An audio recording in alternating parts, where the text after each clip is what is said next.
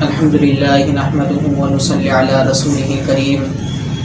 بہت دنوں سے تمنا تھی کہ کوئی ایسی کتاب لائی جائے یا کوئی ایسا طریقہ لایا جائے جس سے عوام الناس کو مسائل سمجھنے میں آسانی حاصل ہو سکے۔ الحمدللہ یہ خدمت علماء کرام بھی سر انجام دے رہے ہیں، اس میں تو کوئی شک نہیں ہے، اور ہمارے دینی مدارس کے اندر بھی الحمدللہ علماء کرام بچوں کے اوپر بہت زیادہ محنت کر کے ان کو مسائل سمجھاتے ہیں صحیح طریقے سے، لیکن یہ عوام الناس کے لیے یہ چیز کافی نہیں ہے۔ ہم دیکھتے ہیں کہ آج دن پر دن لوگ دین سے دور ہوتے جا رہے ہیں، مسائل کا ریشو بہت زیادہ بڑھ رہا ہے، لوگوں کو مسائل ہی معلوم نہیں ہیں، جو بنیادی مسائل ہوتے ہیں وضو کے، طہارت کے، اور کیا کہتے ہیں نماز کے، زکوٰۃ کے، حج کے، تو یہ جو بنیادی مسائل ہیں وہی لوگوں کو معلوم نہیں ہیں۔ تو بہت زیادہ میری کوشش تھی کہ کسی طریقے سے لوگوں کو جو ہے یہ صحیح طریقے سے مسائل، کم سے کم جو بنیادی مسائل ہیں روزمرہ کی زندگی کے اندر جو پیش آتے ہیں وہ لوگوں کو صحیح طریقے سے معلوم ہو سکیں۔ اب اس کے لیے کیا کہتے ہیں کوئی ایسی کتاب لائی جاتی یا کوئی ایسا کورس پورا مرتب کیا جاتا ہے جس کے ذریعے سے عوام الناس کو فائدہ حاصل ہو نا، کیونکہ اگر عوام الناس کے حساب سے اگر مسائل نہیں آئیں گے تو لوگوں کو بہت زیادہ پیچیدگی کے مظاہرہ کرنا پڑے گا۔ لوگ فروغ کے معاملات کے اندر بھی دیکھتے نہیں ہیں، سود ہے یا نہیں ہے، نماز پڑھنا ہے تو اس کا یہ نہیں پتہ کہ وضو کیا نہیں کیا۔ بہت سارے آپ کو بھی معلوم ہوں گے کہ کتنے دنیا کے اندر ایسے مسائل بہت زیادہ لوگوں کے پاس پیش آ رہے ہیں کہ لوگوں کو دین سے کیا ہے بہت زیادہ دوری ہوتی جا رہی ہے، لوگ دین کو سمجھتے ہی نہیں ہیں آج کے دور کے اندر۔ تو اسی چیز کو میں نے مد نظر رکھتے ہوئے انشاءاللہ یہ سوچا ہے کہ ایک ایسی کتاب پڑھائی جائے جس کے اندر ہر طرح کے تمام مسائلوں کو جمع کیا گیا ہو، یعنی جو بنیادی ضروریات زندگی کے مسائل ہیں اس کو جمع کر دیا گیا ہو۔ تو اسی سلسلے کے اندر میں کافی پہلے بھی پریشان تھا کہ کون سی ایسی کتاب ہو جس کے اندر یہ سارے کے سارے مسائلوں کا مجموعہ جو ہے اس کے اندر موجود ہو۔ تو کافی ٹائم پہلے مجھے کتاب میری المختصر الخدیری جو درجہ ثانیہ کے اندر بھی پڑھائی جاتی ہے طلباء کرام کو، لیکن پھر یہ تھوڑا سا مسئلہ تھا کہ اس کے اندر عربی کے اندر چونکہ عبارت موجود ہے اور لوگوں کو عربی کے اندر بالکل بھی مہارت حاصل نہیں ہے۔ اب میں ادھر سے جو ہے عبارت پڑھ کے بتاؤں لوگوں کو تو لوگوں کو پہلے عجیب سا محسوس ہوگا۔ اب اس کے اندر جو ہے ایک طریقے سے بنیادی مسائل تو نہیں ہیں، یعنی ویسا دیکھا تو روزمرہ کے حساب سے مسائل نہیں ہیں۔ مثال کے طور پہ وضو کے اندر جو فرائض ہیں اور جو اس کے اندر جو اختلافات ہیں وہ تھوڑا سا بتا دیے اس کے اندر، اور اس کے اندر اصول تھوڑا سا بتا دیے، لیکن جو پیچیدگیاں کے مسائل ہیں نا جو لوگوں کے حوالے سے جو لوگوں کو پیش آتے ہیں وہ مسائل اس کے اندر موجود نہیں ہیں۔ ہم یہ کتاب کے بارے میں کہتے ہیں کہ جو کہ بیشتی زیور کے نام سے تسہیل بیشتی زیور جو جامعۃ العلوم چھاپی ہے، حضرت مولانا مفتی ابو لبابہ صاحب نے جو چھاپی ہے جامعۃ رشید کے جو استاد ہیں۔ تو پھر جب میں نے اس کتاب کو پڑھا تو پھر میں نے یہ سوچا ہاں بھائی یہ کتاب عوام الناس کے لیے بہت زیادہ انشاءاللہ فائدہ مند ہوگی، انشاءاللہ اس سے لوگوں کو جو ہے بہت زیادہ فائدہ ہوگا مسائل سمجھنے میں، کم سے کم اتنا ہو جائے گا لوگوں کو کہ ان کو بنیادی جو ضروریات زندگی کے مسائل انشاءاللہ وہ معلوم ہو جائیں گے لوگوں کو۔ یہ اس کو جو ریکارڈ کرواؤں گا وہ انشاءاللہ 3 دن یہ ریکارڈ ہوگا، مسائل جو سیشن ہے جو بیشتی زیور کے جو ہیں اس کے اندر کیا ہے ایک پیر کا دن انشاءاللہ ہم نے رکھا ہے اور ایک جمعرات کا دن اور لیکن نے ہفتے کا دن رکھا ہے۔ تو اس کو پڑھانے کا طریقہ خوب سمجھ لیں۔ اس کے اندر جو بیشتی زیور کی کتاب ہے تسہیل بیشتی زیور کے نام سے آپ پہلے اپنے پاس ایک کتاب موجود رکھیں، جب آپ یہ میرا ایپیسوڈ سنیں، جب میرا یہ کلپ سنیں تو آپ کے سامنے کتاب موجود ہو، تاکہ اس کے اندر جو میں مسائل بتاؤں تو آپ کے سامنے وہ مسائل لکھے ہوئے بھی موجود ہوں تاکہ آپ کے لیے سمجھنے میں بہت زیادہ آسانی ہو، اور جو میں مسائل سمجھاؤں اور بتاؤں باقی میری انشاءاللہ کوشش یہ ہوگی میں اچھے طریقے سے سمجھاؤں، لیکن صرف میری کوشش نہ ہو بلکہ آپ خود سے سمجھنے کی کوشش کریں۔ ایک شخص تو میں انشاءاللہ سمجھاؤں گا، کوشش بہرحال یہی کروں گا کہ سمجھ میں آ سکیں، اور آپ لوگ بھی کوشش کریں لیکن سارے کے سیشن کو سنیں تاکہ آپ کو بھی ان سے فائدہ حاصل ہو سکے۔ اللہ تعالیٰ مجھے بھی صحیح طریقے سے پڑھانے کی، آپ کو پڑھنے کی اور صحیح طریقے سے ان تمام مسائلوں پر عمل کرنے کی ہمیں توفیق عطا فرمائے، اور ان مسائل کو میرے لیے، میرے والدین کے لیے، میرے اساتذہ کرام کے لیے، سب کے لیے جو ہے پوری امت مسلمہ کے لیے جو ہے اس کو صدقہ جاریہ بنائے۔ تو جو اس کے اندر غلطی ہوگی، جو سمجھ میں نہیں آئے گا انشاءاللہ پھر اس کی آپ تصحیح کر لیں.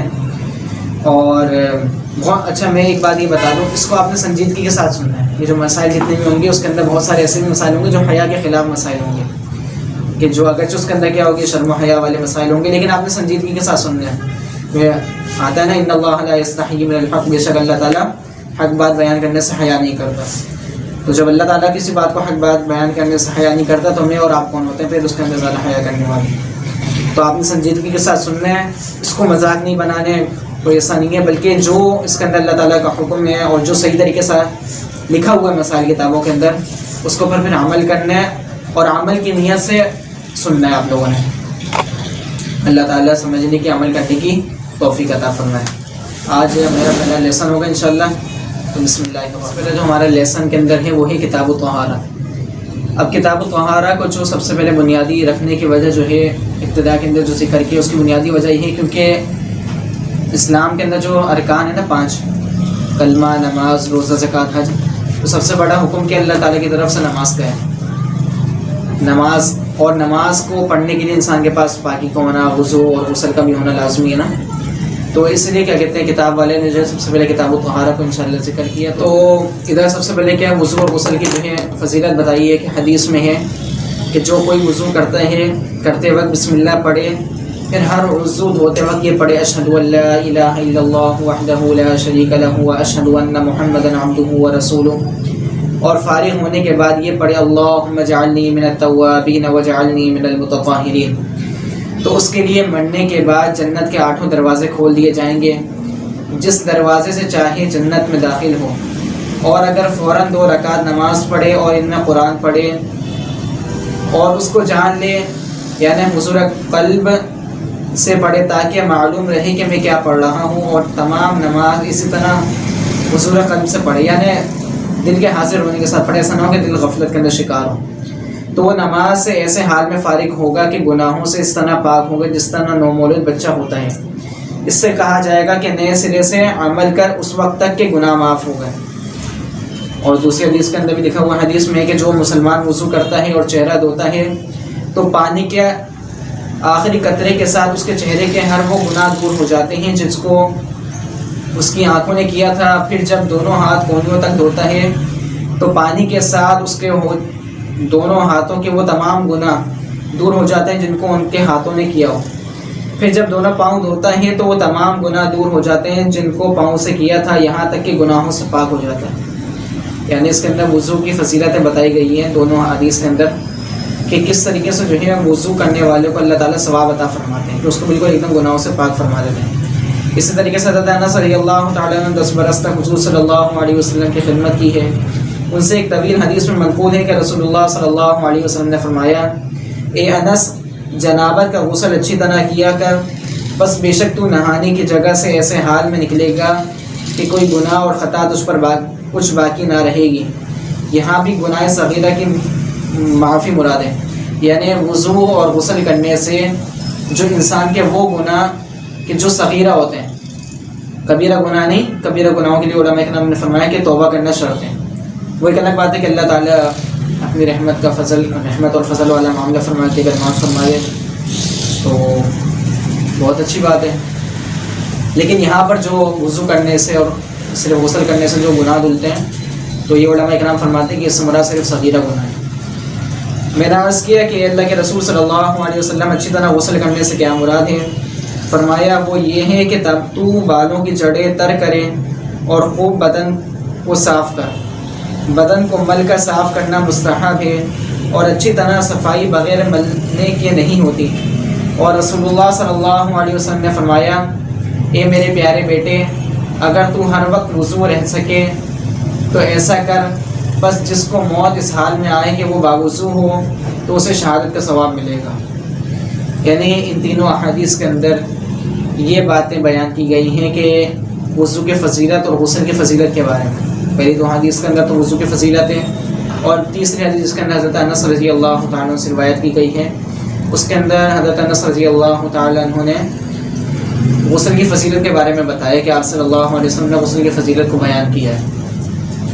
تو پھر یہ دوبارہ خوب سمجھ لیں کہ ان ساری فضیلتوں سے کون سے گناہ معاف ہوتے ہیں؟ وہ صغیرہ گناہ معاف ہوتے ہیں، یعنی وہ گناہ جو چھوٹے ہوتے ہیں. مثال کے طور پہ انسان نے کسی کو بد نظری دیکھ لیا، بد نظری کر لی، یا کوئی گناہ ہاتھ سے کر دیا، یا کسی کو ایسے کوئی جو چھوٹے گناہ ہیں، تو وہ اللہ تعالیٰ کیا کر دیتے ہیں، اس کو رحمت و کرم سے جو ہے اپنی معاف فرما دیتے ہیں. ان ساری چیزوں کی وجہ سے غسل کرا کسی نے یا وضو وغیرہ کیا، اس کی وجہ سے اللہ تعالیٰ معاف فرما دیتے ہیں. تو انشاءاللہ کل سے ہم جو ہے انشاءاللہ جو ہے کیا کہتے ہیں ہمارا لیکچر نمبر 2 ہوگا. آج انشاءاللہ لیکچر نمبر ہمارا 1 تھا.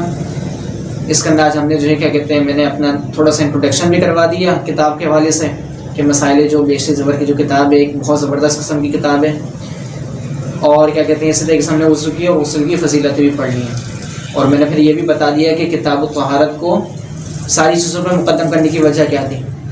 دوبارہ بتا دیتا ہوں خلاصۃً بات کہ کتاب الطہارہ کو باقی ساری عبادت کے اوپر ممتاز کرنے کی وجہ یہ تھی، یعنی ابتدا کے اندر ذکر کرنے کی وجہ یہ تھی چونکہ حدیث کے اندر بھی آتا ہے الطہور شطر الایمان، پاکی جو ہے ایمان کا حصہ ہے. اور اگر ہم نے نماز پڑھنی ہے، کیونکہ اسلام کا جو بنیادی ارکان ہے 5، اس کے اندر سے کیا ہے نماز، روزہ، زکوٰۃ، حج اور کلمہ، نماز، روزہ، زکوٰۃ، حج.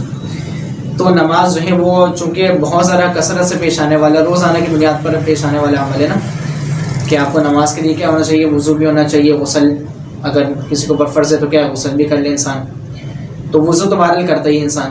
تو کتاب الطہارہ مطلب پاکی، یعنی نماز اگر کسی نے پڑھنی تو اس سے پہلے کیا ہونی چاہیے، پاکی حاصل ہونی چاہیے. جیسے میں نے ابھی بتایا طہور شطر الایمان، ایمان کا حصہ بتایا پاکی کو، تو اس لیے سب سے پہلے کیا کیا، پاکی کو ذکر کیا. پھر اس کے بعد میں نے بتا دیا کہ کتاب الطہارہ کے اندر سب سے پہلے کیا پاکیزگی کے بارے میں فضیلت بیان کی ہے. 2 وضو کے بارے میں کیا کہتے ہیں فضیلت بیان کی، اور ایک غسل کے بارے میں فضیلت بیان کی. تو اس سے پھر میں نے بتا دیا کیا کہتے ہیں کہ اس سے جو مراد ہیں گناہ کے بارے میں، تو گناہ صغیرہ مراد ہے، یعنی وہ گناہ جو چھوٹے گناہ ہوتے ہیں نا، وہ اللہ تعالیٰ اپنی رحمت و فضل سے جو ہے معاف فرما دیتے ہیں. تو آج انشاءاللہ اتنا ہی. تو اللہ تعالیٰ سے دعا ہے کہ اللہ تعالیٰ صحیح طریقے سے سمجھ کر عمل کرنے کی توفیق عطا فرمائے. سبحانک اللہم و بحمدک، نشہد ان لا الہ الا انت، نستغفرک.